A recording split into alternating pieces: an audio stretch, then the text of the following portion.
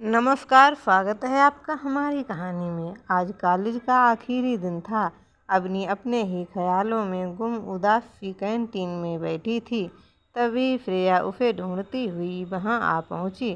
तू यहाँ है और तुझे ढूंढते हुए मेरे 2 किलो वजन कम हो गए हैं। तुझे पता भी है कि कितनी देर से ढूंढ रही हूँ तुझे, लेकिन तुझे क्या पता है वहाँ ऑडिटोरियम में सारे गेस्ट आ चुके हैं, सारे स्टूडेंट वहीं पर हैं सिवाय तेरे। अब चल जल्दी। लेकिन अवनी को जैसे श्रेया की बातें सुनाई ही नहीं दे रही थीं। क्या हुआ तुझे, सुन रही है मेरी बात? श्रेया ने अवनी के सामने हाथ हिलाते हुए कहा। तभी अवनी का फ़ोन बजा। कॉलर का नाम देखते ही अवनी के चेहरे की कोई रौनक लौट आई। वह झट से फ़ोन लेकर साइड में चली गई। हेलो, कहाँ थे? कब से इंतज़ार कर रही थी। इतने बिजी हो गए कि मुझे भी भूल गए। जानते हो ना, तुम्हारी आवाज़ सुने बिना मेरा दिन शुरू नहीं होता। अवनी की आवाज़ हालांकि उफ तक नहीं पहुंच रही थी, लेकिन फिर भी श्रेया को समझते देर नहीं लगी कि किसका फ़ोन है। थोड़ी देर बाद जब अवनी ने फ़ोन रखा तब श्रेया ने ताना मारते हुए कहा, हो गया तेरा दिन शुरू, हो गया तेरा मूड ठीक। अब चल जल्दी, वरना तेरी वजह से सबसे लास्ट वाली सीट मिलेगी। श्रेया अवनी को लगभग घसीटते हुए लेकर गई। हॉल में पहुंचते ही दोनों का सर चकरा गया। पूरे हॉल में कहीं भी बैठने को जगह नहीं मिली। श्रेया ने अवनी को खा जाने वाली नज़रों से देखा और अवनी ने हेलो से सॉरी कहा। श्रेया ने गुस्से में घूरा, मानो उसे यहीं कच्चा चबा जाएगी। इतने में उसके क्लास का हेड बॉय आया और पूछा, तुम लोग यहाँ इस तरह खड़े क्यों हो? मानव के चेहरे पर एक बड़ी सी मुस्कान देख श्रेया का पारा और चढ़ गया। वो क्या है ना कि आदि मानव, हम लोग यहाँ योगासन कर रहे हैं। स्तवासन हाथ की मुद्रा बनाकर, दिखता नहीं तुम्हें यहाँ कोई सीट खाली नहीं नजर आ रही है क्या? आंखें दान कर आए हो क्या कहीं पर? श्रेया का सारा गुस्सा बेचारे मानव पर उतरा। तो तू क्यों इतना चिल्ला रही है? अभी अगर किसी ने फ़ोन कर दिया ना तो चिड़ियाघर वालों ने तुझे उठा ले जाना है। मानव ने भी उसी भाषा में जवाब दिया। वो क्या है ना कि मानव, हमें आने में देर हो गई और सारी सीटें फुल हो गईं। अवनी ने मानव को अपनी मजबूरी बताते हुए कहा, चलो कोई नहीं, मैं इंतजाम करता हूँ, कहकर मानव उस दोनों को लेकर आगे की ओर आया। अपने बगल वाली सीट पर बैठे लड़के के सर पर चपेट लगाई और कहा, दिखता नहीं लड़की खड़ी है, सीट दे बैठने को। ये सुन वो लड़का फटाफट से उठ गया और साइड में जाकर खड़ा हो गया। उस लड़के की जगह खाली करते ही मानव अवनी की ओर पलटा और इससे पहले उसे बैठने को कहता, श्रेया झट से कुर्सी पर बैठ गई।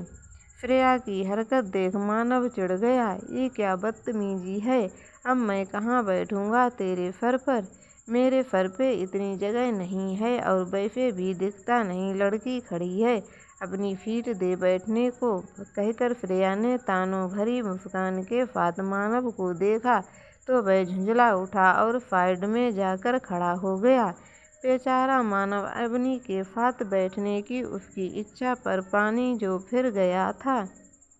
तुरंत ही प्रोग्राम शुरू हुआ और एक एक कर सारे प्रोफेसर बाकी सब फाइनल ईयर के स्टूडेंट को विदाई दी। उसके बाद प्रोफेसर और उनका ग्रुप सारे स्टूडेंट से विदा लेकर निकल गए। उन लोगों के जाने की ही देरी थी कि सबके सब अपने असली रंग में आ गए। सबने मिलकर फेयरवेल को पूरी तरह से एंजॉय किया, लेकिन अवनी का ध्यान तो कहीं और ही था।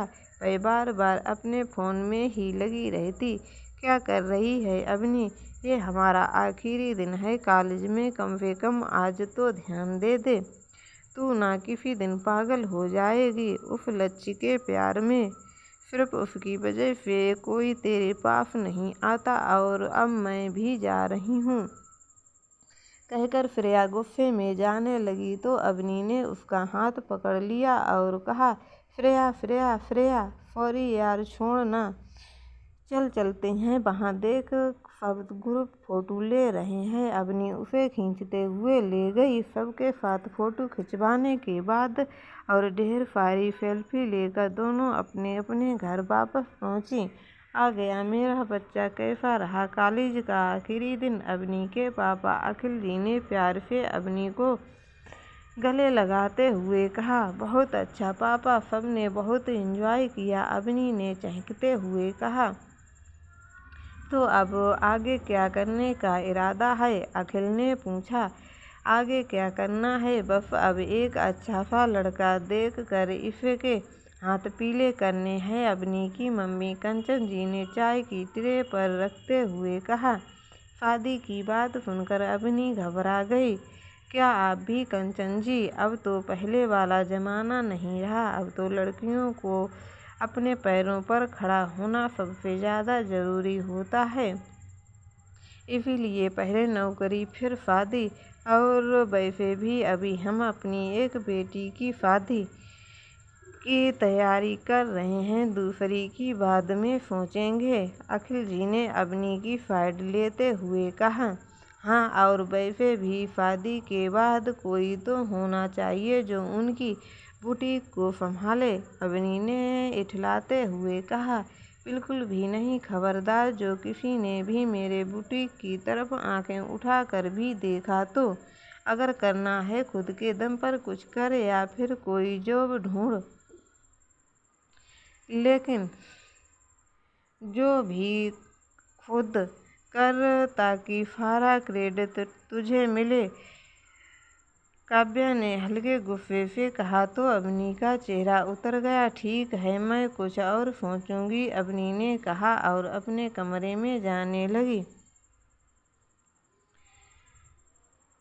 अवनी ने कहा, अवनी यस दीदू, अवनी ने किसी कमांडो की तरफ जवाब दिया। आज से तुम्हारी कॉलेज ख़त्म। यस दीदू, यानी आज से सारे बहाने भी ख़त्म। यस दीदू, अम्मा बिंदु मतलब कि शादी तैयारियों में तुझे हाथ बटाना है, पापा मम्मी अकेले कितना करेंगे? कल के कल जाकर कार्ड्स को एडवांस दे आना और डेकोरेशन के लिए कल ही बुकिंग करनी होगी, वरना शादियों सीजन में शुरू हो रहा है, एक भी नहीं मिलेगा, और बाकी के शॉपिंग के लिए हेल्प करनी होगी। और बस बस बस, कल से ना तो कल बात करेंगे, आज क्यों दिमाग खराब? अच्छा ठीक है, अवनी ने आंखें मटकाते हुए कहा और अपने कमरे में चली गई। रात का खाना अवनी की पसंद का था, क्योंकि खाना खुद अवनी ने ही बनाया था। खाना खाकर अवनी जैसे ही अपने कमरे में आई, उसने अपने फ़ोन पर एक मैसेज देखा।